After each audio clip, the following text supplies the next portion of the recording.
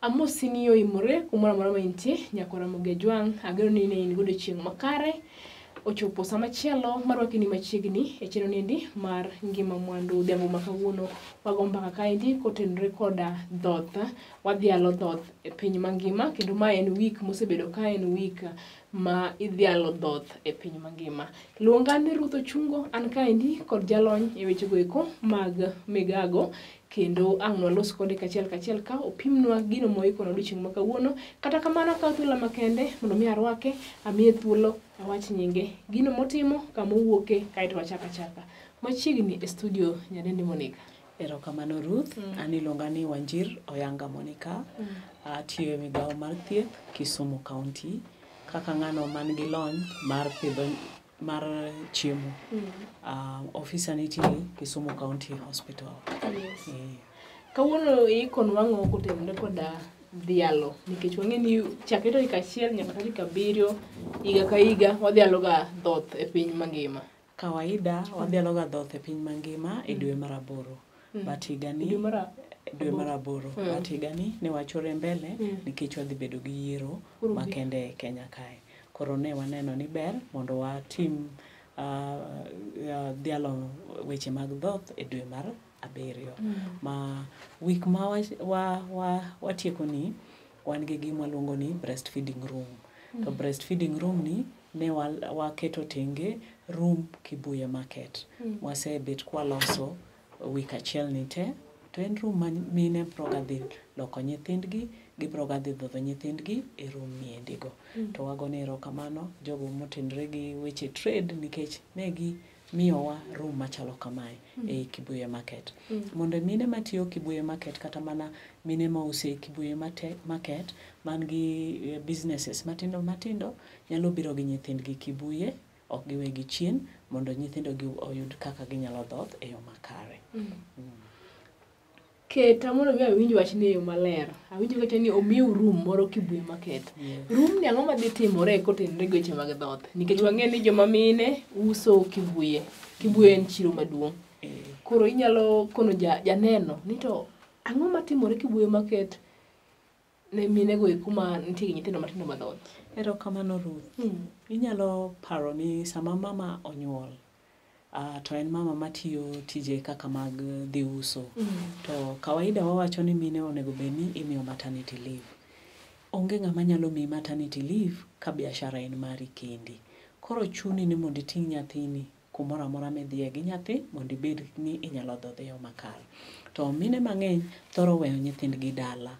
To mano nyiso niya ok ginyal dhodho nyithindgi ma ok gimiyogi gimoro amora kopogore gi chathuno in the first 6 months. To mane mwatemo jiwo ni mama kata konyuol onyalo ting'o nyathine kumodhi tiye to ka nyathi dwaro dhoth to nitie room mwachiwo mwaloso yo makare ma miyo nyalo dhi kucho to bet maber to dhodho nyathine ka onge ng'ama nene kodhodho nyathi.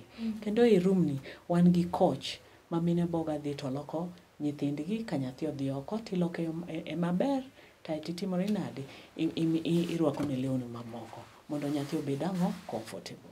E room ni wan gi TV. To TV wani waboga bedo kwa wanyiso mine kaka nyithindo onego bedni chiemo yo makare gi kaka ginyalo dhodho nyithindo gi kaka ginyalo piro nyithindo ka gidhodho nyithindo. Kendo e room ni wan gi ng'ato mabro bedo ka konyo minegi e yore mag dhoth gi puonjogi kaka ginyalo dhodho nyithindo. Wi ok bi wil ni room ni be wakete fridge. Nitie mine ma nigi chak mang'eny. Koro miyo ka miyo wabro puonje kaka onyalo golo chathuno to kete container to kane fridge ka. To ndiko nyinge to ndiko samo otimore nade ogole chathuno ni. To kochopo odhiambo to ting'o chage to timore nade odhigo dala. Koro iyudo ni ma bro miyo nyithindwa bedo gi chak. Kar mondo mama waste chak ma ka nyathi osedhoth to nyalo kata pukre oko manyaka no chagni to mama ting'o chak mar nyithindo. Ma dho ngere wacho ni wadhi bedo gi gima chalo kaka kamoro ma mine timore nade kane chak to ginyalo ting'o ka gidhigo dala. Anjo kocho ni en room. Ok ang'e ni en room ni en room maduong' manya ting'o ji maromo nade? Room ni nyalo ting'o mine adi 4. Ei room ni wan gi partition. Waketo partition gi wapoge gi curtain. Nikech wan gi kom kanyo ma opoge ding'wen ma wanyalo bedo gi mine ang'wen at the same time ka gidhodho nyithindgi. Manyiso ni nyathina dwa dhoth, nyathi ng'amachielo dwa dhoth, wanyalo dhodho mana ji ang'wen. Wanyalo dhodho ji ang'wen. Ji ang'wen kende. Yes. To wawachoga ni inyalo dhodho ji ang'wen. Mine mang'eny ok ohero dhodho nyithindo in the open ka ji nenogi. Koro watemo miyogi gimiluongo ni privacy. Gidonjo iye kano gidhodho nyithindgi, to ka nyathi osedhoth titing'o giki tiwuok. Kendo ng'amachielo nyalo tiyo gi romo. Ang'o miyo Kibuye kende muyiero keto? Aneno ka wan gi chichni chiro ng'eny kata mana Kisumu kopogore gi Kibuye wantie nyaka go Uhuru Market bende piny kacha. Ruth, sani kok wachako keto breastfeeding rooms e chichni. Mano en program wan go kendo wabro keto gi e chirni mopogore opogore within Kisumu County. Ok en Kibuye kende emwa dhi kete gima chalo kamano. Ibro kelo nyaka Chirombero. Chirombero, so long as nigi renovate, so long as ni chiro is complete ma koro onge gimoro kendo midwaro, wabro bedo. Mano en winjruok mwasebedo gi jo trade. Ni chiro ka chiro wadhi bedo gi ang'o gi room ma mine nyalo dhodhe nyithindgi, ginyalo change nyithindgi, kanyo be nitie pi maler ma ginyalo loko lwetgi ka gise change nyathi. Ngin sama no chako show ni endi kata sama no chako chendo ni endi nitie kuma ne wakadho ma samoro nyaka wadog chien matin kendo wakola ni tango madhi mbele kanyo. Wang'e ni higa ka higa nitiere Dhialo dhoth e piny mangima. Higa ni mar 2022 ni endi ok ang'e ni thuon wach kata dhim momiyo pek en mane. Thuon wach mar higa ni 2022 en ni wajiw weche mag dhoth kendo wapuonj oganda weche mag dhoth. Mane e thuon wach ma wan go kaka World Breastfeeding Day. Gin okenge mage museketo mar neno ni wach ni odhi e yo makare kendo time ka owinjore. Okenge mwaseketo en ni jogo te ma otenore gi weche mag dhoth or stakeholders mag nutrition wasebet kwa puonjogi ni mine onego bed ni timo dhoth gidhodho nyithindgi mok gimiyogi en gimoro amora kapok gichopo dweche 6. To wan gi partners mopogore opogore. Partners makonyowa e weche mag dhoth gi breastfeeding e Kisumu ka, wan gi jogo kaka KWAP and Pieri, wan gi jo Advanced Nutrition, wan gi jo Kidogo. Actually, room mwawacho man Kibuye ni jo Kidogo ema olosonwa room no. Nomiwa room ma onge gimoro e iye, to jo Kidogo ema timo partitioning, gine ma giketonwa kabat, gine ma gidhi ketonwa fridge, to gine ma gidhi ketonwa television. Magi timnwa carpeting, nikech wa believe ni nyithindwa nyaka bed kama ler, kama orit maber. Dato an gi jomoko ma kaka jo Kenya Red Cross bende konyowa e wechegi mag nutrition. Jo biodiversity be wan go makonyowa e weche mag nutrition gi dhoth mar nyithindo. Awinjo kata jo Kidogo ema dhi loso. Dibed ni Kidogo ni endi en migawo moro mochung'ne loso gik machalo kaka kombe koso. Kidogo en NGO ma support weche mag early childhood development. Gi support nyithindo ma chekechea. Kiani chekechea iluongo nang'o gi dholuo? Nyithindo ma pod tindo kaka jo nursery. Gine ma gi support weche mag kaka nyithindo nyalo dongo ka gin e nursery. Kaka inyalo pidho nyithindo ka gin kapod gin gi higni matin kamano. Gin be gi feeding program ma giluongo ni egg program. Gimiyo nyithindo nyuka to gimiyo gi tong' every week mondo wateg nyithindo to wami gidongo e yo makare. Nyocha ne gimiyo nyithindo nyuka gi tong'. Nitie Juma ka juma. Tong' imiyo gi dichiel e week, but nyuka timiyo gi throughout. To nitie ECDs magi puodho. Magi konyo jo centers go, gitero gi e tiegruok kaka ginyalo rito nyithindo e yo makare. Kopogore gi puonjo nyithindo mar class. Mondo bed gi joma nyithindo modongo e yo makare. Okay. Kapok wiya wil. Awinji ka chokanya ni gimiyo nyithindo tong' dichiel e juma. Ara ni mondo mi iler ne janeno ma samoro osebedo gi wach maliekore kata gin gi misconception about tong' gi nyathi matin. Jomoko wacho ga ni nyathi matin kia kimiyo tong to miyo budho kapok owuoyo obekia obedo momo kaka jalony weche mag migago kata nutrition. Ji mang'eny wacho ni kimiyo nyathi tong to nyalo miye tabu e weche mag wuoyo. Adwa nyiso jawinjo ma kawuono niya, nyathi mondo owuoyo makare nyaka bede ng'at ma wuoyo to imitate kaka ng'ano wuoyo. Chiemo ok nyal miyo nyathi kik wuoyo makare. Tong' en chiemo ma gero del ma dwaro ka wamiyo nyithindwa especially ka gidongo.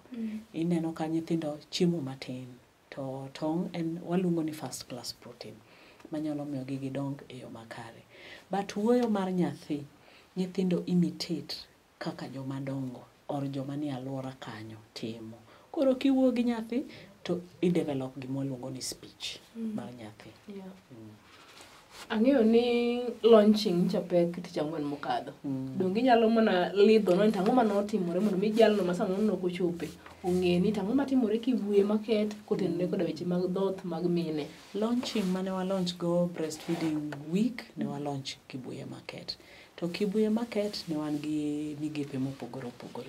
Ne wan gi CHVs mago gin nyamrerwa mae gweng' mano timonwa iluongo ni edutainment. Edutainment en ni wapuonjore to wabedo entertained. Giwernwa to gipuonjowa bende. Kaeto ne wan gi speeches mopogore opogore to chieng'ono bende wan gi First Lady Dorothy Nyong'o mane was our guest of honor. Kane wayawo our room mar dhoth mar Kibuye. Kendo speeches ne wan gi ji mopogore opogore. Jo kendo mane nitie then directors gi migepe mopogore opogore motenore gi chiemo kaka agriculture, education gi health. Manyiso ni nena Dhialo mano twere mana malong'o kabisa. Aneno kaka piny medo songo, kaka lony bende medre, ka gik manyien medre. Wenga mano ng'eyo ni samoro kar dhoth inyalo ket ne joma mine e chiro, maket ne nyaka fridge kuonde ma ginyalo kete chak, ne mine go mantiere gi chak. Kata kamano nitie wach moro ma goye mbaka mar dhoth mar nyathi kuom dweche 6 mokwongo. Eno ka sama yo wang'wa wakawo mana ywe matin janeno ma Lolwe TV ka waduogo kama indi wadwa ng'eyo to gin ber mage ka achiel kod rach mage ma ka dipo ni ng'ama miyo ok idhodho nyathini motieko dweche 6 konyuole to inyalo kale.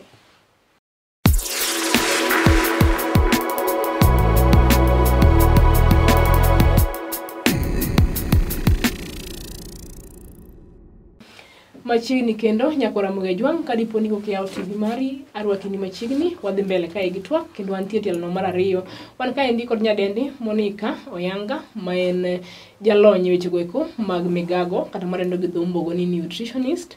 Luonga ni Ruth Ochungo koro dhi mbele kae ndi gi twak kendo koro wadwa ng'eyo ni to weche mag exclusive breastfeeding dhodho nyathi kuom dweche 6 mokwongo konyuole nitiere gi ochak gi rach koso gi ber. Whichever. Ochaka ne giber. Ber. Nyathi konyuol Ruth. Mokwongo wacho ni nyathi konyuol immediately. Ka sa achiel pok orumo. Onego watim gima waluongo ni establish breastfeeding. Nyathi konyuol ikete e bunde min gi to crawl umanyo kuma thuno nitie. Nyathi kotimne kamano wawacho ni wabro bedo gi dhoth mobedo established, which is gi dho ngere waluongo ni successful breastfeeding. Ang'o momiyo wawacho ni nyathi konyuol nyaka kete thuno? Nikech sama mama onyuol wan gi gima waluongo ni colostrum. Colostrum nigi roteke ma geng'o tuoche kuom nyithindo. Kik wagol colostrum moko. Mine mang'eny konyuol to neno ka chak ma yelo no oneno kok berne. Mane moting'o gigo mageng'o ne nyithindo tuoche. Dweche 6 mokwongo nyathi ok onego bed ni chamo gimoro amora. Ang'o momiyo awacho kama? Nyimbich mag nyithindo pok otegno manyalo chamo chiemo mamoko. Ma chathuno ni kende emonyalo timore nade onyalo chamo. Iyudo ka nyathi omi chiemo mamoko to bro bedo no dieo to ng'ok. Mano thiroga dongo mar nyithindo nikech nyathi mosiko diyo to ng'ok ok odongo e yo makare. To mama ni biro bedo nosiko odhi osiptal many a times.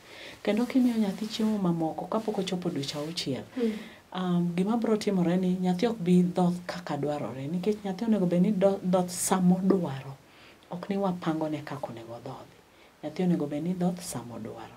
To ka nyathi dhoth samo dwaro ni iyudo ka chak be losore maber e thund mama. Nyathi mwapangone kaka onego dhodhi or wamiye chiemo mamoko ok obi dhoth frequently koro ok bi miyo chak tim ang'o ok biro dhoth saka kaka dwarore to koro biro miyo chak ok bi wuok ok bi losore kaka onego bed ni losore mana achiel. And then nyithindo ma be imiyo chiemo mamoko dongo gi ok gidonga e yo makare. Breast milk ma en cha thuno mar mama wawacho ga ni o control kaka nyathi dongo. Ibro neno ni nyithindo momi chiemo mamoko kopogore gi cha thuno nikech jomoko nyalo miyo nyithindo nan, ibro yudo ka nyathini medo ratil mang'eny ahinya moko winjore.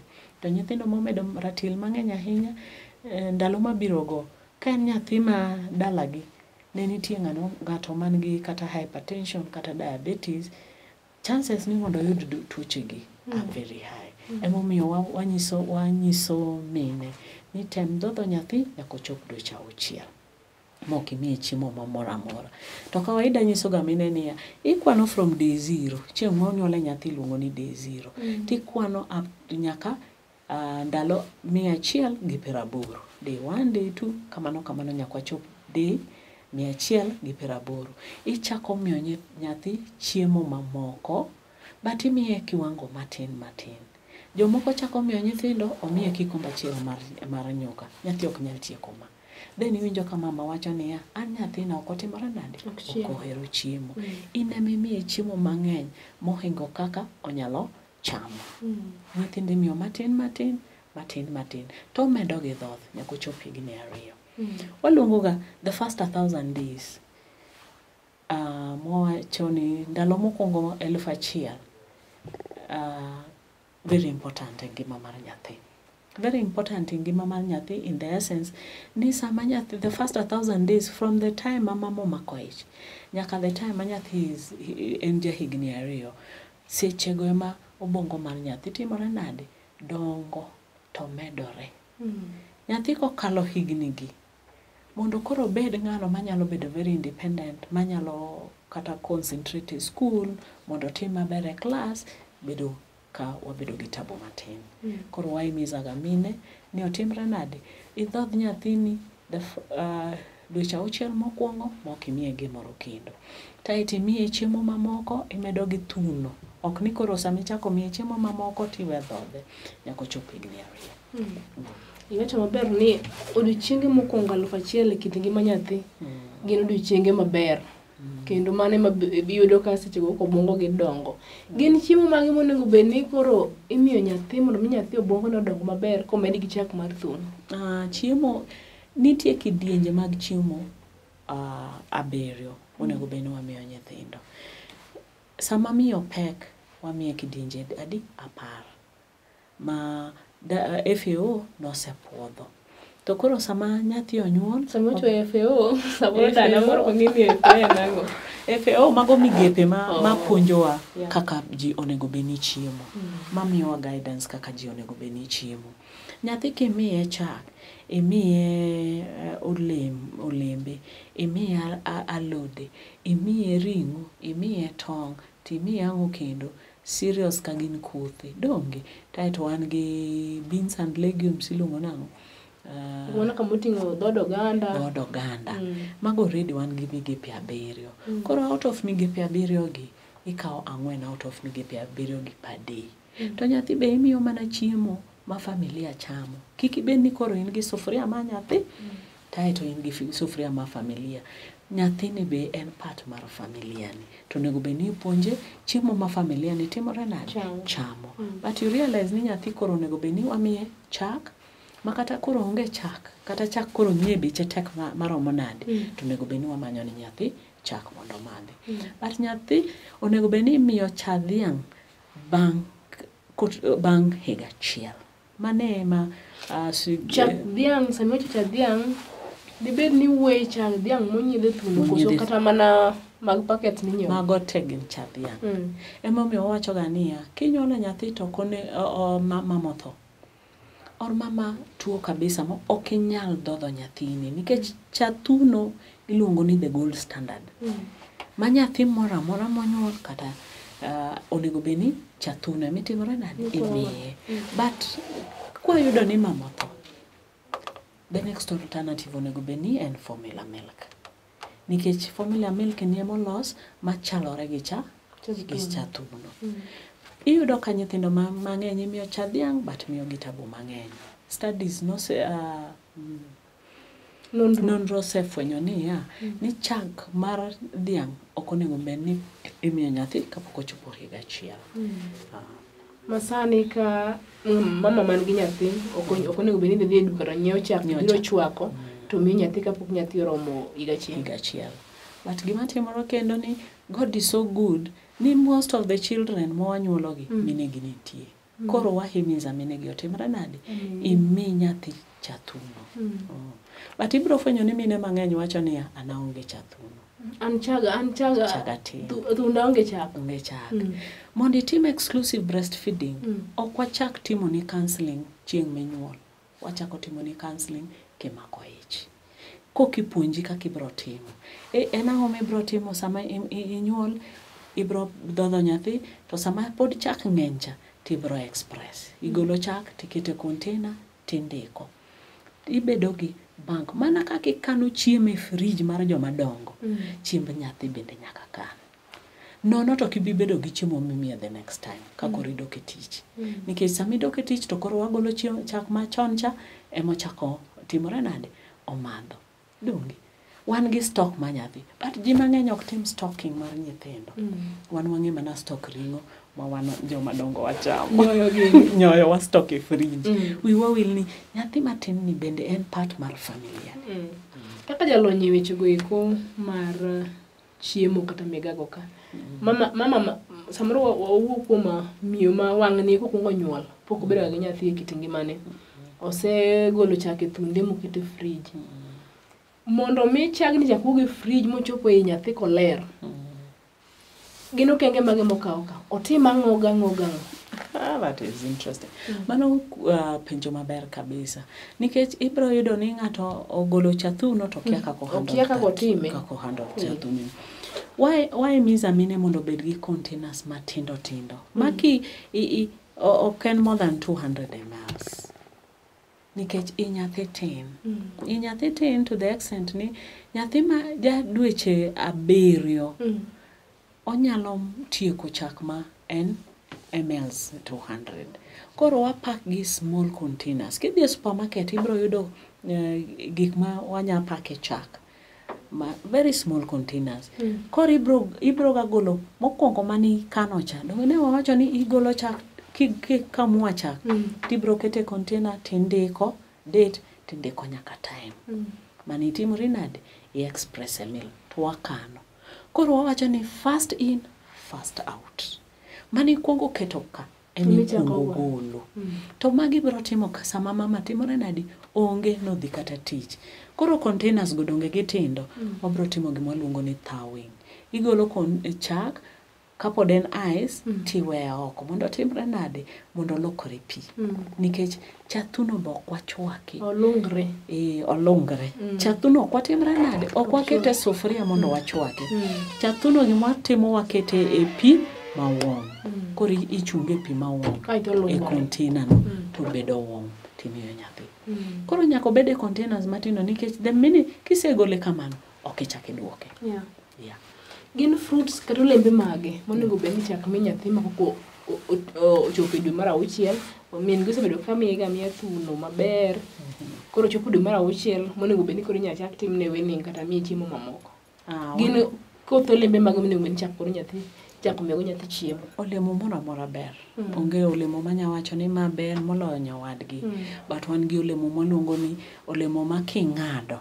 King'ade kama indigo tineno ka en gi kala ma orange kata ma yellow. Mago waluongo ni olemo man gi vitamin E. ber kabisa nikech gikonyo nyathi immunity kata rateke mag dendgi. But olemo moro amora nigi berne. Chiemo moro amora michamo nitie gi ber mokelo dendi. Ma the other one might not. Emomiyo wawachoga niya, chiemo kichamo tichamo chiemo mopogore opogore. Emomiyo wan gi classes, wan gi groups mag chiemo. To nawacho ni nyithindo nigi groups 7 to 7 gi wakawo 4 kuomgi. To miyo mapek to wan gi groups 10. To 10 gi odiechieng' kodiechieng' wakawo at least 7 groups. Groups 7. Wawuoyo weche mag dhok. Sabani na koro dwa ma wawango kata kamano wa nyaka wawach kapok otiuka. Mama ywak ni oonge gi chak e thunde kata otem to chak onge. Gin chiemo mage ma kanga mamiyo chamo to nyalo miyo bed gi chak mapiyo kendo yud chak maber ne nyathi matin. Adwa nyisi Ruth kawuono niya, chiemo moro amora ber. Nikech jinjo ka bibiro kono joma dongo kono ni manyo chwako omena, madsup mar omena, madsup mar orenge. Kaka jalony weche gidangi wacha. Thank you Ruth. Gima miyo mama ok nyal produce chak e yo makare en kaka odhodho nyathine. Positioning kako omako nyathino gi kaka nyathi ong'amo dhoge. Nikech sama mama dhodho nyathi wan gi hormones 2. Wan gi hormone miluongo ni prolactin gi oxytocin. Nitie hormone ma ka nyathi omako dho thuno. Nitie king'iyo thuno to nitie kamara the nipple to nitie a wider part mar thuno ma is dark. Wider part mar thuno no is a most sensitive part. To kanye ema nyathi onego benia ng'amo dhoge wide mondo stimulate part no. Ko stimulate part no message yore which niya wadwaro chak. Milk is produced. And something very simple. To chak dhi bira. Chak dhi biro. Taito ka nyathi ose stimulate taito nitie hormone mar 2 miluongo ni oxytocin, nitie prolactin mar produce chak. Oxytocin mar let down. Ka mama para nyathine kuma entie kata pok oneno nyathi chak ridori. Mane tij hormones go. Akeni hormone iluongo na ridori. So long as ni mama chiemo yo makare and relax onge gima chande okotuo. To nyathi bende mako thuno yo makare. To position nyathi yo makare chak bro biro. Top breastfeed kinde ka kinde ok ni sakasa ok ni orito ni nyathina ni ibro dhodhe saa 4. Nyathi ang' ne cham go na lunch samo chiemo ne nyathi be dhodhe. Wapenji penjo mogi kae to watieki. Erokamano. Iwuoyo kata maber kacho nitie ka chak nyalo mama nyalo golo chak e thunde makane fridge mang chak mi nyathi. Thothwa nitie joma ng'eny mok nya yudo fridge. Mama ne koro gweng' kucha. Chak en go nyathi matin en go tije mama ko nyako tim. En to nyalo konyore yo man. Thank you Ro. We realize niya each and every mama ka mama there's a way or manage go. Mama man gi nyathine most of the time onge tiende mondo timre nadi okan chak. Wach kano chak e fridge en mar mine madhi tich. Nikech ok obi bede mondo nyathi oyudango chak monyalo madho. But kin gi nyathini kinde ka kinde in kode onge komedhi. The only solution is kaw nyathi dho. Wach mogik. Ndiwogi jokanyanam nyisi wach mogik. Jokanyanam kawuono kata wigni wan gi thuon wach mowacho niya wajiw weche mag dhok kendo wapuonj ji weche mag dhok. Nyathi kodhodho e yo makare ibro yudo ni nyathino bedo gi ngima maber kendo tuoche mang'eny ok make. Nyathi mo odhodho e yo makare dweche 6 mokwongo bang' kosenyuole nyathini dongo e yo makare ibro yudo ni nyathini kata odhi mana e skul obiro bedo ng'ano manyalo winjo puonj e yo makare. Kamano. Ikanyo jamani mar Lolwe TV mane makela giko mar chenro niendi. Agero ni winjo kenge monego bed ni wakawo joma mine mondo mi wane ni wadhodh nyithindwa yo makare kendo wamiyo gi chak mowinjore kendo chaggo endo warito mobedo maler. Ma en ne wantiere wigno endo ma wadhialo dhoth e piny mangima, omiyo ing'ama mama bed mama madhodho nyathi e saa mowinjore. Kiket nyathini nyaka imiyo nyathi thuolo mar dhoth ni koromo sama kama ok imiye. Nyathi onego bed ni wadhodho samoro amora ma gidwaro chak, to nikech chak mar thuno entiere gi ber mathoth. Omiyo mane makela giko mar chenro chieng' ma kawuono. Luonga Ruth Ochungo, wadudre kodi kendo juma manyien e chenro machal kod maendi. Oriti masani.